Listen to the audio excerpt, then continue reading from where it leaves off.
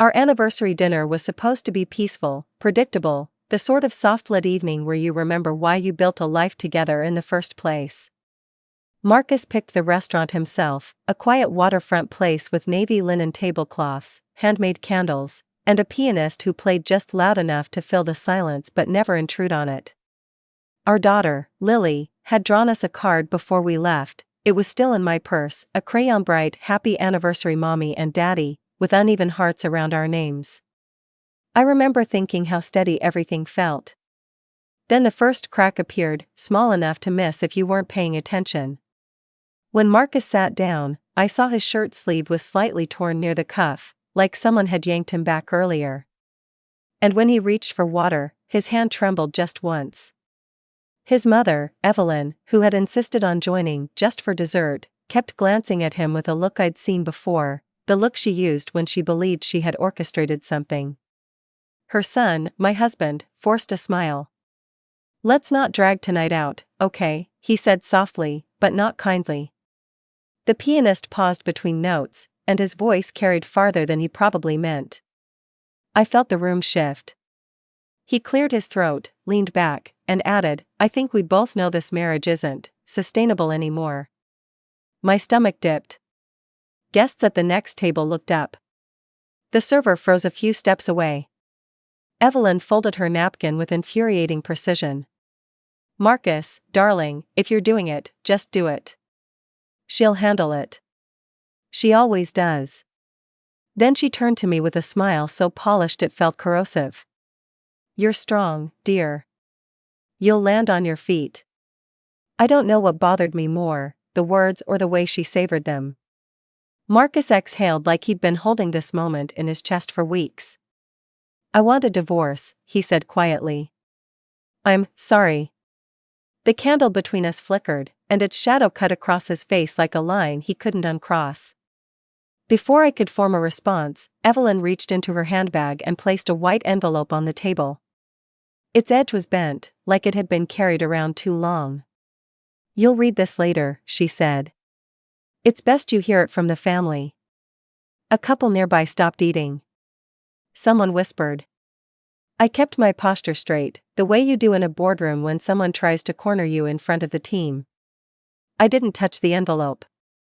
I didn't touch the water. I just breathed.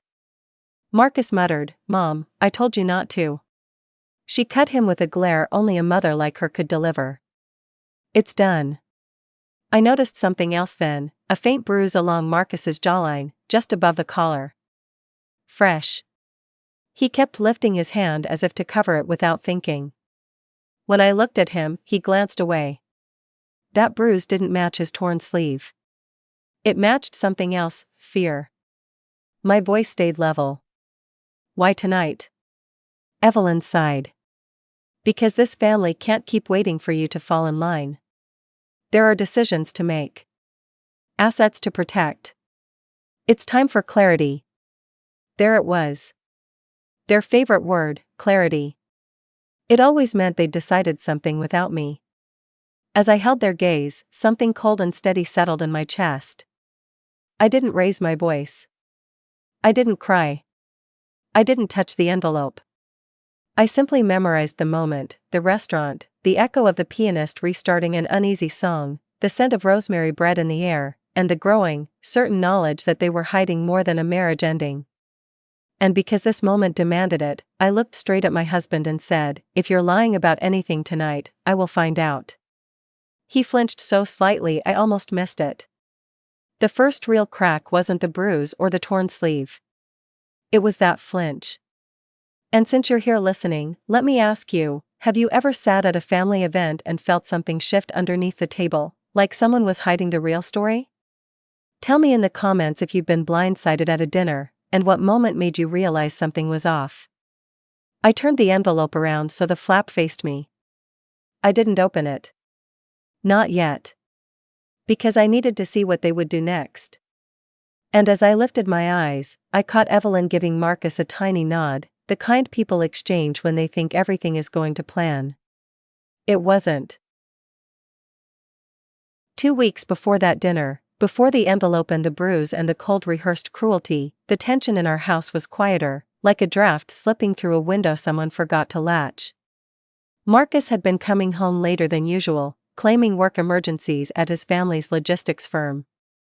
He said he was helping prepare for a board transition his father was planning. I'd been part of those conversations before, years earlier, when his father still valued my strategic input. But lately, the invitations had stopped, replaced with vague summaries from Marcus and polite smiles from his parents. Even then, I sensed something organizing itself behind closed doors. One night, Marcus stood at the kitchen counter, scrolling through his phone with a clenched jaw. I'd finished helping Lily with homework, and she was in her room humming some pop song she'd memorized by heart. I stepped closer, noticing how Marcus angled the screen away from me, subtle, but unmistakable. That was the first sign. "What's going on?" I asked. He locked the phone and slipped it into his pocket. "Work politics. Dad's been difficult. He's making changes too fast." He looked exhausted, but not from work. From guilt. "You could talk to me," I said gently. He nodded, but it was the kind of nod people give when they're ending a conversation, not starting one. Later that night, I found Evelyn in our living room. She'd let herself in with the spare key she insisted on keeping for emergencies. She sat perfectly upright on the sofa, flipping through one of my magazines like she owned the air around her. She smiled when she saw me, but her smile never reached her eyes. "Marcus didn't tell you?" she asked. "About what?" She closed the magazine carefully. "The family business is entering a delicate phase. We're restructuring some holdings. Your involvement isn't exactly necessary right now." I crossed my arms. "My involvement hasn't been requested." "That's what I mean." She said it as if she were removing a thorn rather than a human being. Before I could reply, her phone buzzed. She answered quickly, turning away, but not far enough. I heard her say, "We need her calm. Marcus's part will come later. Don't rush him." The sentence sliced through the room. When she ended the call, she slipped the phone back into her handbag with the confidence of someone who believed I hadn't heard a thing. I didn't let my expression change. Not even a flicker. "Who was that?" "A board member," she said smoothly. Too smoothly. That was seed one. A hint of a plan. A hint of coordination. Something about Marcus's part and don't rush him.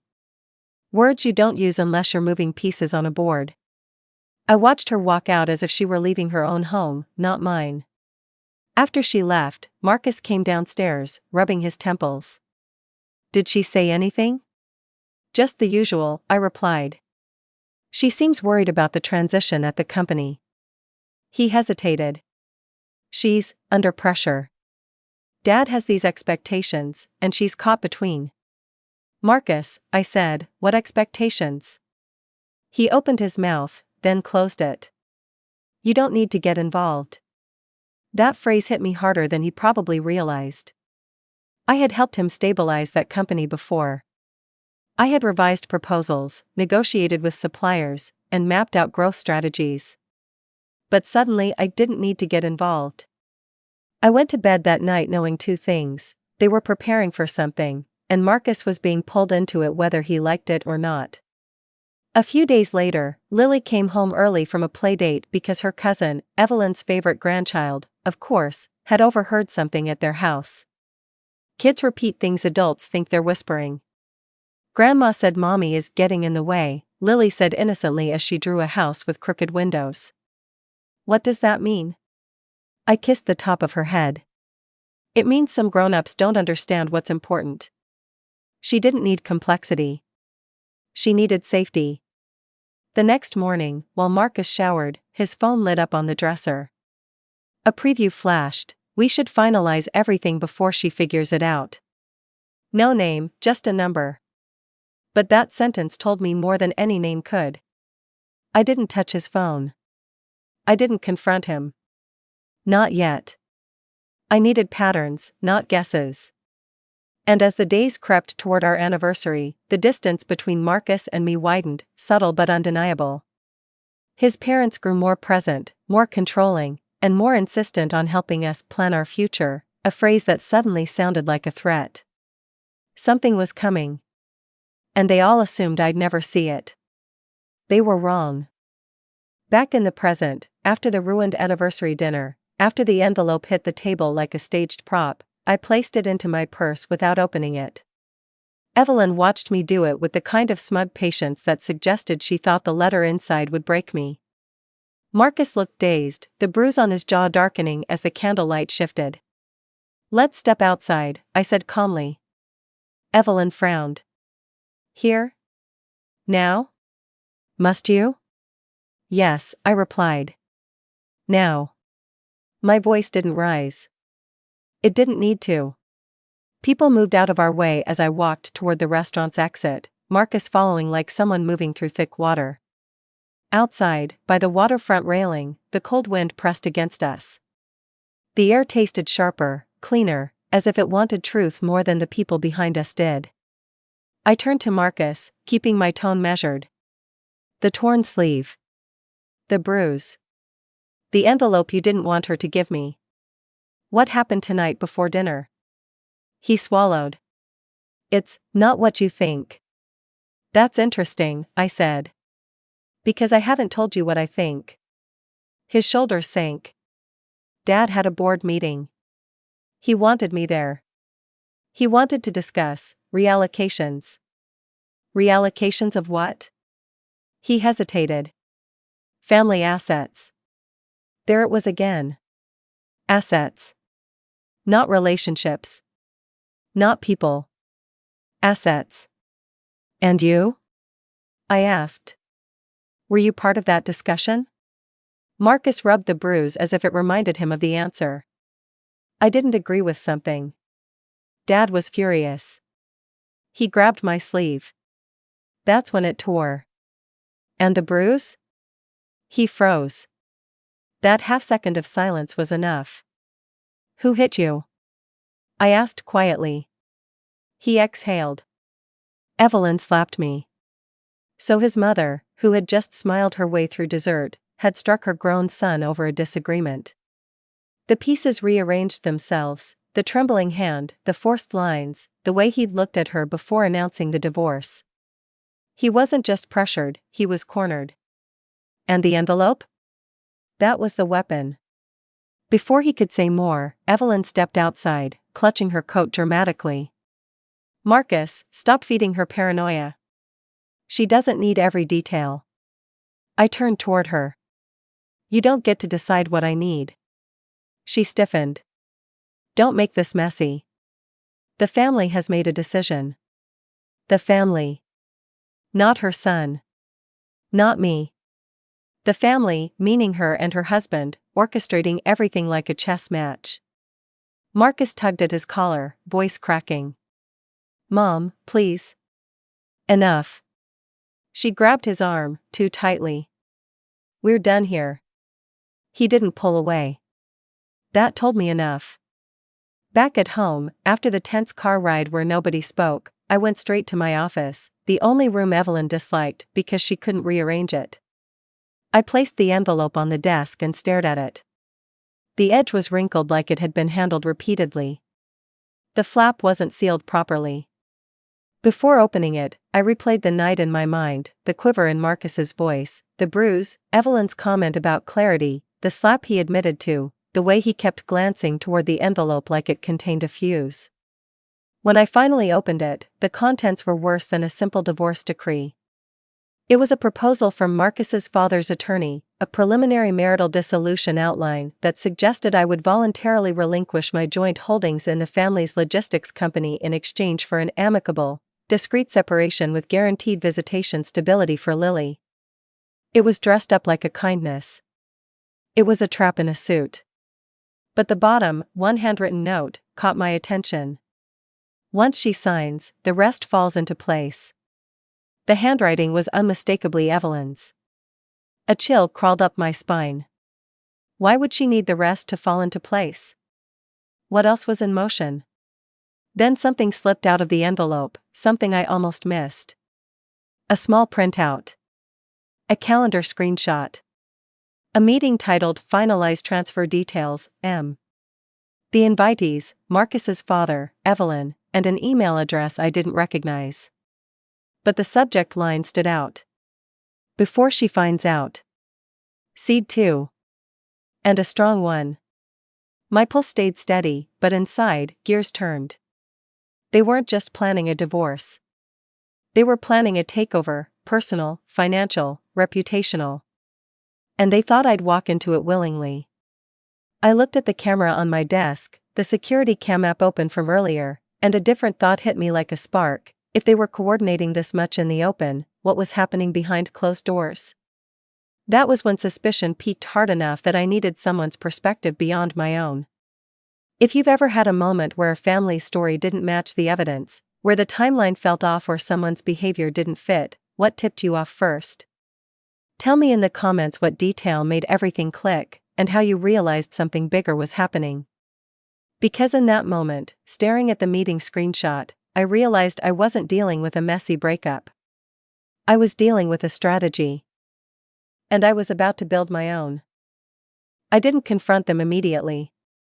Confrontation gives people time to fortify their stories. What I needed was evidence, real, irrefutable evidence that exposed not just their plan but their methods. Proof they couldn't spin into misunderstandings or stress or "you're overreacting." So I spent the next morning doing what I do best, observing quietly, acting intentionally, and collecting pieces. Marcus left early for another family meeting. Evelyn texted me a breezy reminder about handling things gracefully. I responded with the politeness she expected, giving her the illusion that I was complying. It was astonishing how quickly people revealed themselves when they believed you'd already given up. My first stop was my office, where I opened the security camera dashboard. A month prior, I'd upgraded our home system while Marcus was out of town for a conference. He hadn't even asked about it when he got back. Neither had Evelyn. They never paid attention to details I controlled, another fatal mistake. I scrolled through the footage from the past 2 weeks. It didn't take long. 3 days before the anniversary dinner, while I was at a late board review for my own company, Evelyn had entered our house with her spare key. She wasn't alone. With her was a man I'd never seen, mid-50s, sharp suit, briefcase. He moved with the casual ownership of someone who believed he had permission. I clicked the clip. The footage showed Evelyn pointing to my desk, then my filing cabinet, then my bookshelf where I kept Lily's school documents and our financial binders. The man nodded, put on gloves, and began sorting through papers methodically. He snapped photos with his phone, quick, efficient, practiced. Evelyn looked right into the camera once. Not because she saw it, because she was proud of herself. Her chin was lifted, shoulders squared, like she was standing over conquered territory. She had no idea the system had a silent LED mode. I leaned closer as the man opened my tax folders, my investment summaries, the equity breakdown of my shares in Marcus's family business, the ones I had earned, not inherited.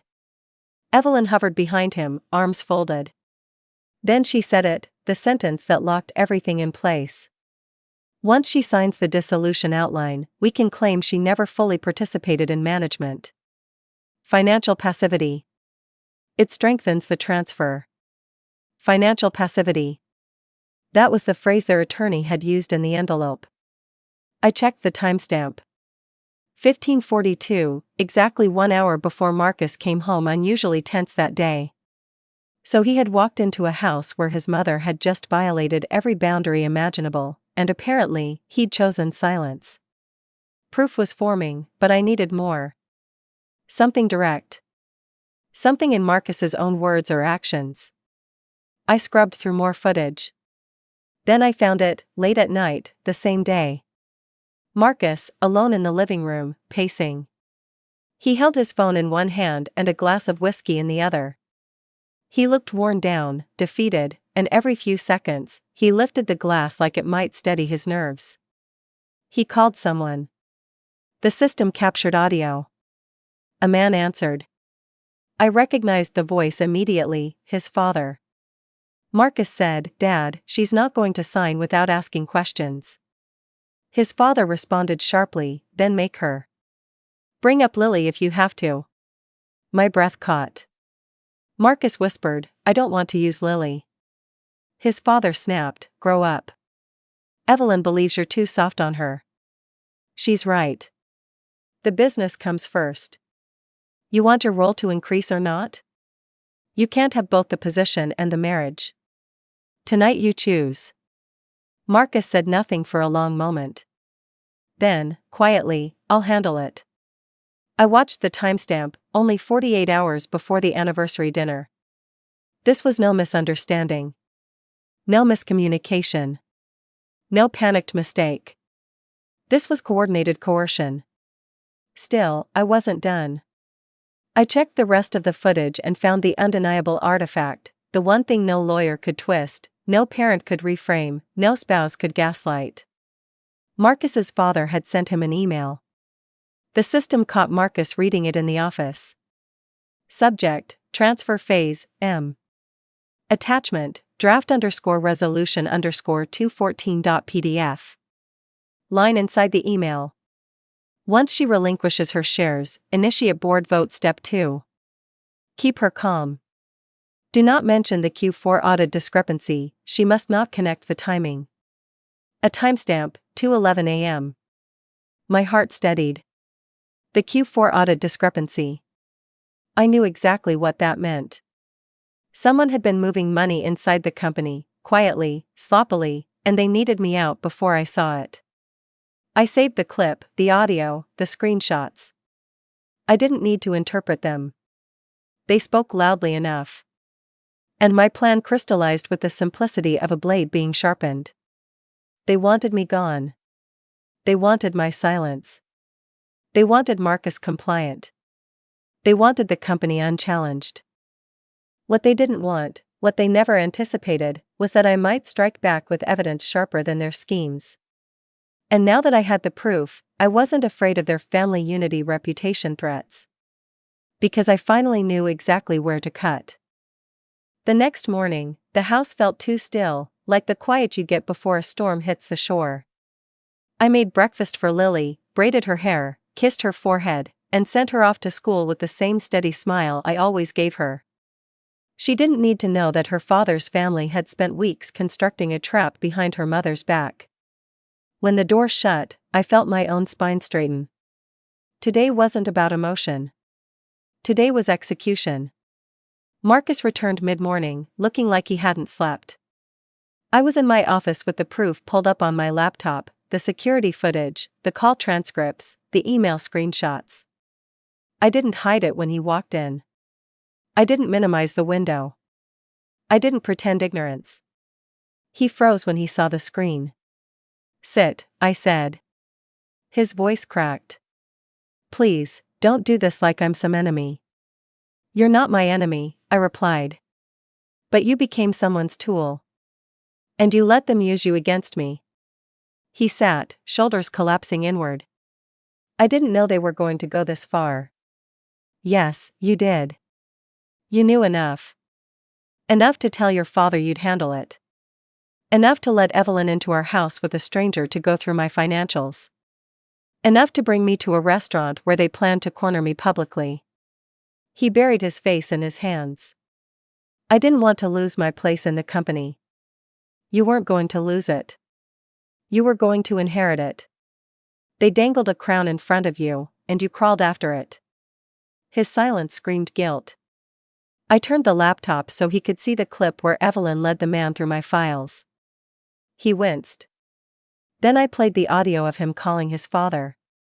Hearing his own voice break when he said, "I'll handle it," made him physically flinch. When the email appeared on the screen, "Do not mention the Q4 audit discrepancy," he whispered something like a prayer, but it dissolved in his throat. "Why didn't you tell me?" he asked finally, a faint, hollow whisper. "Why didn't you?" I replied. For a moment, something inside him cracked, the version of himself he'd been pretending to be. "Your father is hiding money," I said. And he needed me discredited or removed before the audit reveals it. Marcus blinked hard. The discrepancy, you saw that? Not yet. But they were terrified I would. That's why they needed the divorce first. That's why they needed me to sign that outline. Because once I stepped away, they could blame me for whatever they cooked into the audit. He stared at the floor. I didn't know that part. You didn't want to know. He didn't deny it. Before he could gather words, the front door opened. The unmistakable clipped footsteps announced Evelyn before she rounded the corner. She walked in with her husband, Arthur, towering behind her like a monument of self-importance. Evelyn's smile tightened when she saw the laptop. Oh dear, she said. You've been digging. Arthur stepped closer, voice stern. Turn that off. Those are private family matters. No, I said. They're legal matters. And criminal ones. Evelyn snapped, don't be dramatic. We were protecting the business. You've been disengaged, distracted, and frankly. Stop, I said. The word cut the room like glass. You entered my home with an unknown male. You rifled through legal documents that weren't yours. You coached Marcus to corner me publicly. You attempted to coerce me into relinquishing my holdings before the audit hits. Arthur scoffed. You think the board will believe you? Our reputation. There it is, I said softly. Reputation. The thing you hide behind. The thing you think will silence me.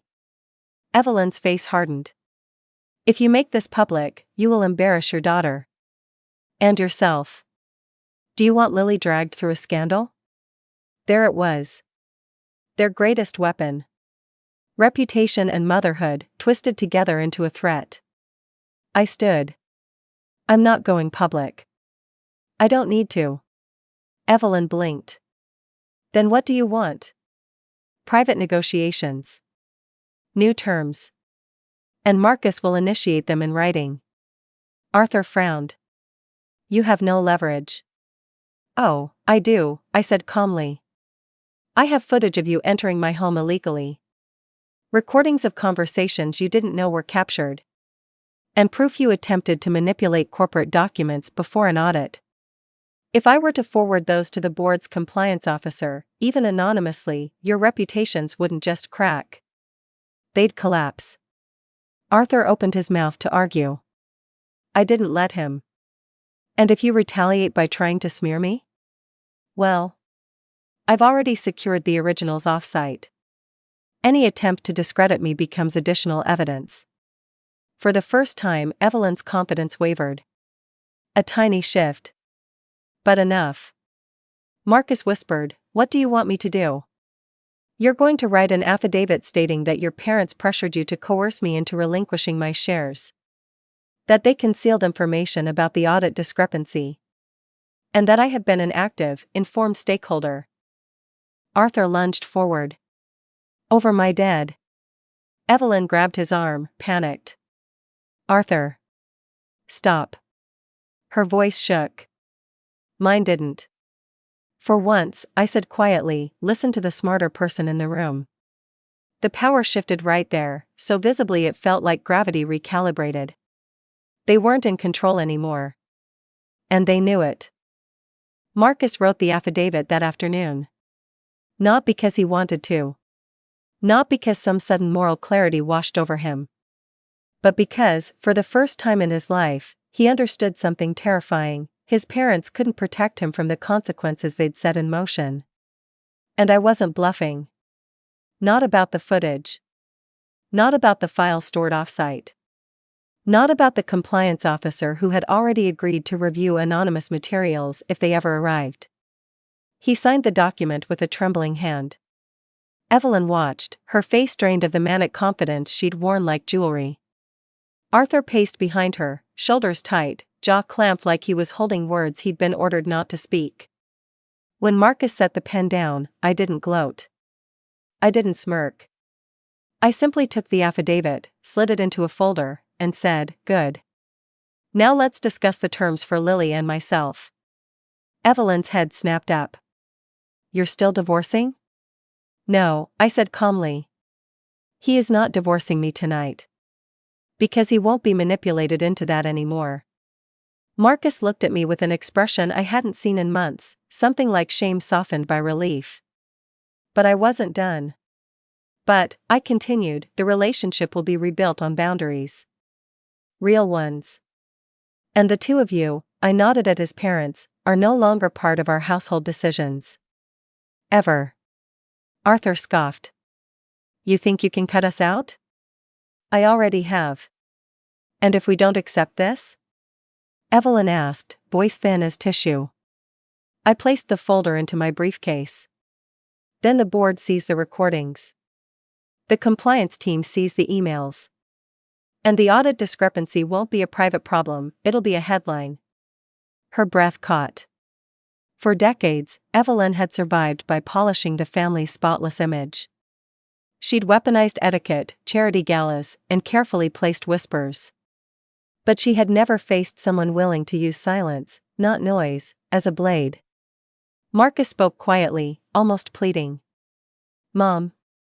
Dad. Please. Stop fighting this. Arthur stared at him, betrayed. You would side with her over your own blood? Marcus looked at me, then at them. You made me choose. Silence cracked open the room. Something irreversible shifted. Finally, Evelyn exhaled shakily. Fine. We'll step back. Temporarily. No, I corrected. Permanently. And for the first time in her life, she nodded without arguing. The next weeks unfolded like the second half of a storm, still harsh, but predictable. Marcus and I entered counseling, but not the superficial kind his parents preferred. Real conversations, real accountability. He didn't win me back with promises. He earned small pieces of trust by showing up, by cutting ties with the toxic expectations that had shaped him. The company audit arrived. Quietly. Discreetly. Precisely when it was supposed to. And the discrepancy? Exactly what I suspected, money shifted through a secondary account, disguised as consulting expenses. Arthur's signature sat on every authorization. The board handled it internally. Not publicly. But Arthur resigned due to health reasons shortly after. Evelyn stopped visiting without invitation. The spare key was returned, voluntarily. She mailed it, actually, in a padded envelope with no note. The silence inside that package was louder than any apology she could have written. As for me, I updated my own company's contracts, restructured certain holdings, and created a new boundary ritual, a folded document inside a locked drawer, labeled with a single phrase, review before trusting. It wasn't bitterness. It was remembrance. A symbol that rebuilding doesn't erase what happened, it honors what was learned. Months later, on a crisp autumn morning, I took Lily to her school's fall festival. Marcus joined us, carrying hot cider, wearing the soft expression of a man who had finally excavated himself from his parents' expectations. We weren't perfect. We weren't healed entirely. But we were honest, and that was something we hadn't been in a long time. As Lily ran toward the pumpkin tent, Marcus stood beside me. I'm sorry, he said quietly, not for the 10th time, but like he meant it deeper now. I almost let them destroy everything. You stopped before it was too late, I replied. He hesitated. Do you ever think about what would have happened if you hadn't found the footage? I looked at him, at our daughter, at the sunlight catching the edge of the festival banners. They underestimated me, I said. That was their mistake. Not mine. Because families can bend, break, and even betray, but the ones who survive by seeing clearly, choosing carefully, and never surrendering their voice to someone else's script. And I had rewritten mine exactly the way it needed to be.